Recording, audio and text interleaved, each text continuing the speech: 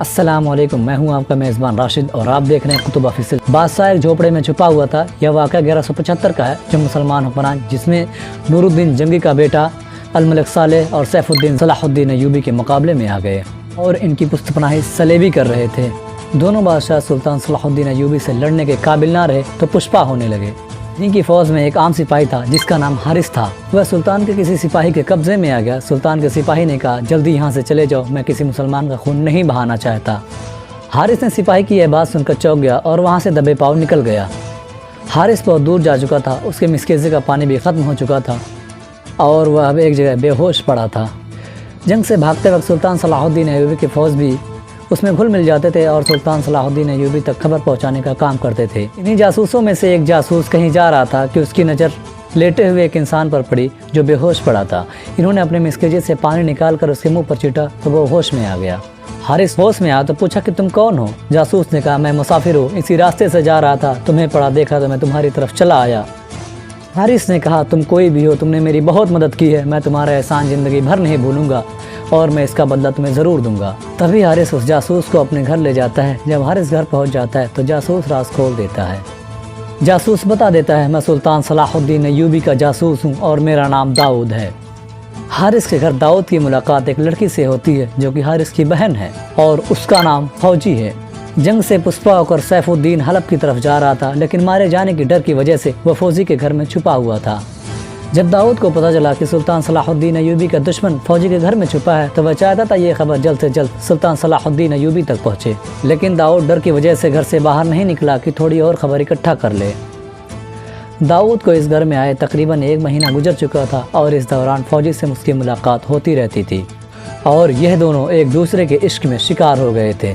शाम हो गई थी, हारिस और उसका बाप गहरी नींद में सो गए थे। दाऊद किसी काम से बाहर निकला तो फौजी भी दबे पाँव निकल आए। दाऊद अपने घोड़े के पास जा रुका और फौजी भी यहीं चली आई। यहाँ यह बता देना जरूरी समझता हूँ कि जो फौजी है वह भी सलाहुद्दीन अय्यूबी की जासूस है। फौजी ने दाऊद से कहा, मुझे कोई बड़ा काम बताओ, मैं तुम्हारे लिए जान भी दे सकती हूँ। तुम इतनी चालाक नहीं हो फौजी, दाऊद ने कहा।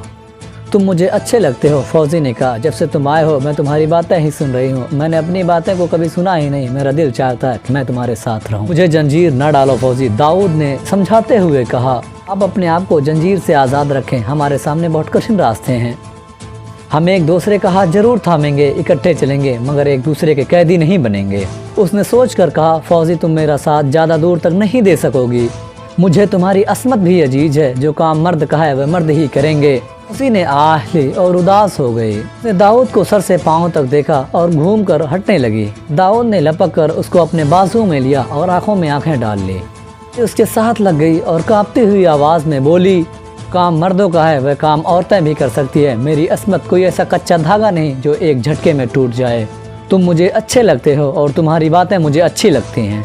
तुमने जो रास्ता दिखाया है वह मेरे दिल को अच्छा लगता है और मैं तुम्हारे करीब इसलिए आ गई हूँ कि मेरे वजूद से तुम्हें शायद तुम्हारी माँ और बहन की बू मिल जाए। तुम बहुत थके हो ना दाऊद? मेरे भाई की बीवी ने बताया है कि जब मर्द थका हुआ घर आता है तो उसको औरत के सिवा उसकी थकन को कोई और दूर नहीं कर सकता। तुम्हें मेरी कोई बात बुरी तो नहीं लगी? फौजी ने पूछा। मेरे भाई को तो नहीं बताओगे कि मैं तुम्हारे पास आई थी? हमारी मंजिल एक है दाऊद, फौजी ने कहा। मुझे मालूम नहीं कि दिल की बातें कैसे की जाती हैं। तुमने दिल की बात कह दी है फौजी, दाऊद ने कहा, और मैंने समझ भी ली है।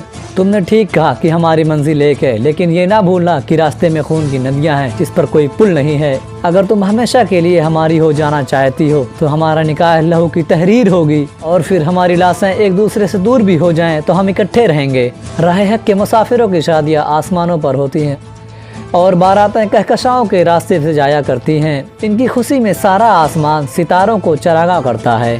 फौजी जब वहाँ से चली तो इसके चेहरे पर मुस्कुराहट थी।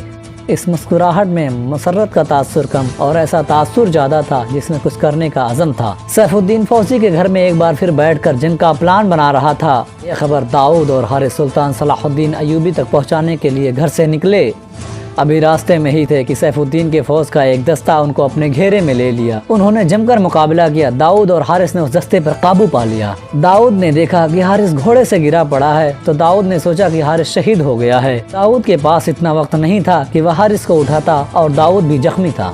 लेकिन वह किसी तरह बच बचाते दाऊद के घर गया और दरवाजे पर दस्तक दी। फौजी और उसके भाई की बीवी बाहर आया तो देखा कि दाऊद खून से लहूलुहान है। दाऊद के पास अब ज्यादा वक्त नहीं था। उसने जल्दी जल्दी फौजी को सुल्तान सलाहुद्दीन अय्यूबी तक पहुंचने का रास्ता बताया और बात खत्म करते ही शहीद हो गया।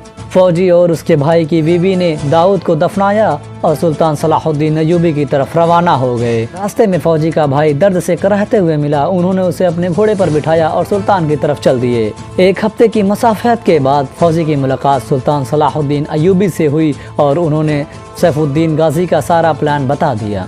और एक बार फिर सुल्तान सलाहुद्दीन अय्यूबी ने इस्लाम के गद्दार सैफुद्दीन को ज़बरदस्त शिकस्त दी। अगर ये वीडियो आपको अच्छी लगी होगी सब्सक्राइब ज़रूर करें। आपका हमारे चैनल पर आने का बेहद शुक्रिया।